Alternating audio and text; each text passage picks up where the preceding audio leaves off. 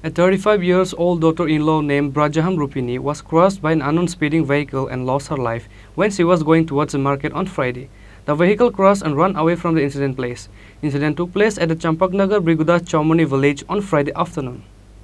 A 35-year-old married woman named Brajaham Rupini from Chini village, Champaknagar, was coming towards the market for marketing on Friday afternoon. But as soon as she reached Assam-Agartala road of Birgudas Chomni, unfortunately an unknown car crashes over her at the moment and the woman was severely injured on the incident. Later, she was taken to Champaknagar hospital by the nearby people. But because she was in critical condition, she was referred to Agartala GB hospital. After reaching at the hospital, she died before she could get any treatment. After hearing the news about the incident, the family members of the victim immediately came running to the hospital.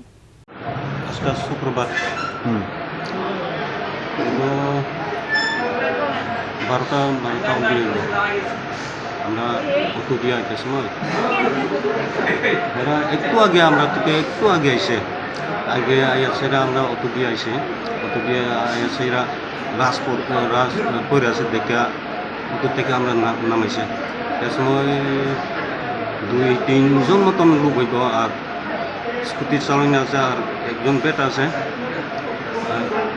লাস্টটা পড়ে আছে সড়কে তো আমরা নতুন দেখলাম তো আমার শালি তো লগে লগে যে আমরা চম্পকনগরের হসপিটাল লই আনলাম লই আনার পরে কিছু দেরি হয়েছে অ্যাম্বুলেন্স নাই দেখে তো দুটি অর্ধেক পর্যন্ত লই আনছে চম্পকনগর বাজার পর্যন্ত আর কি তো এখান থেকে অ্যাম্বুলেন্স লই আনছে পরে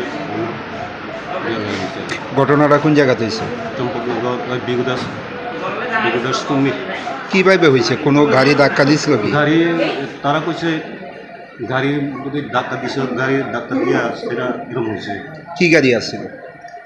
তারা এমনি ঘোড়া পানি তো গাড়ি গেছে গাড়িটা কি আটক করা হয়েছে নি? গেছে গা এই জিবি হাসপাতালে আনার পর মৃত্যু হয়েছে কোন সময়? জিবি হাসপাতালে আনার পর মৃত্যু হয়েছে।